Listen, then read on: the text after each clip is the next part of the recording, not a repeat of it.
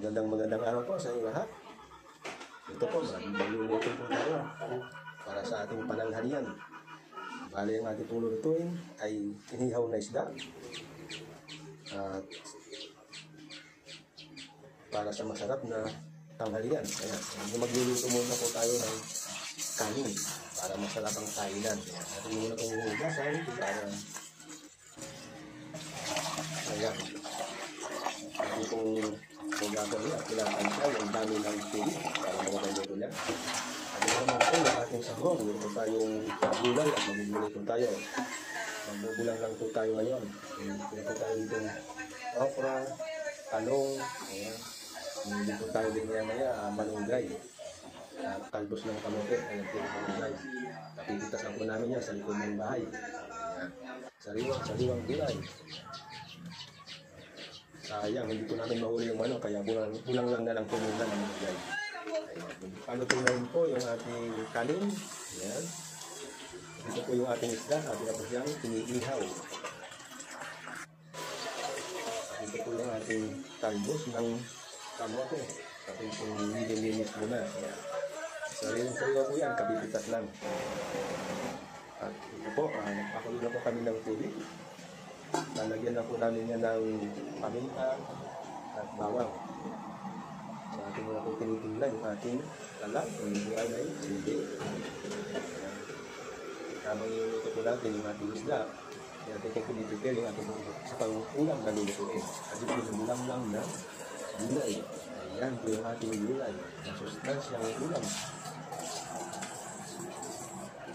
Ayan, paluto na po yung ating kanin, mga kabayan, guys. Ito po yung ating gulay. Gulang lang. May daon ng gulay. Ito po yung ating inihaw na isda. Paluto na po siya. At maya-maya, ayatin na po siya. Tara! Yan na po yung ating inihaw na isda. Yum! Mainit pa po yan. At sariwang-sariwa. Bango. Yan ay mo yung ating malunggay. Ating okra, hindi yung okra at talong. Ayan. Natin pong pinakuluan na. Doon na po natin yung okra kasi medyo nabigas po yung konti. Susunod po natin yung talong. Ayan, medyo kumukulo na po siya. Ayan, kumukulo na po. Lalagyan na po natin yan. Lalagyan na po natin sa kaunting asin. Ang kaunting pampalasa. Ayan. Ayan. Pinalagyan na tayong seasoning para medyo masarap. Nilagyan po natin yan ng bawang at paminta doon. Ayan. Para masarap po siya. So, pwede po natin yan maya-maya yung talong. Pakulan na po natin sa pangkulo at tapos ito na po yung talong. Ilalagay na po natin. At ang isusunod po natin maya-maya dyan ay yung talbos ng kamote at dahon ng malunggay. Sabay na po natin siyang ilalagay. Ayan. Ilagay na po natin yung malunggay dyan. At saka yung ayan. Maraming gulay, mas masarap. Sinuha po namin yan sa ibang aming bahay at yung sinitan. Kaya sariwang-sariwa pa po ng aming mga gulay. Ilagay na po natin yan pati yung talbos ng kamote. Ayan. Maya-maya po ay palutok na po yan. Ayan. Hintayin lang po natin ng konti. Isang puno po yan. At maluluto na. Mabilis na po maluto yung gulay. Hindi po natin sa po pwedeng lutuin sobra kasi malalabog naman po.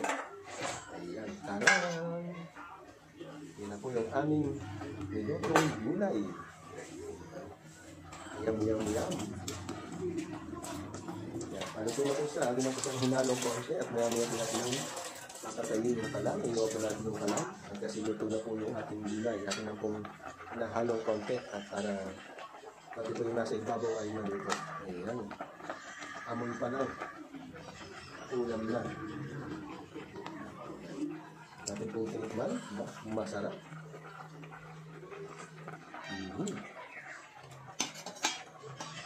Pwede na. Ito na po siyang i-off at maya-maya po ay tayo kakain na. Ayan. Ito na po yung aming ulam. Bulang lang na gulay. With inihaw na isda. Ayan. At luto na rin po yung ating kanin. At maya-maya kung konti ay tayo po ay manananghalian na. Ayan. So mga guys, maraming salamat po sa panonood ng aking mga videos. Ayan po yung ating kanin. Salamat po sa walang pagsuporta sa aking channel. Ayan po yung ating ulam. Maraming salamat po sa inyo lahat, mga kababayan, mga guys. At ayan po yung ating inihaw na isda. Hanggang sa huli po mga kababayan, mga guys. Tayo pa'y pala mag-iingat. God bless!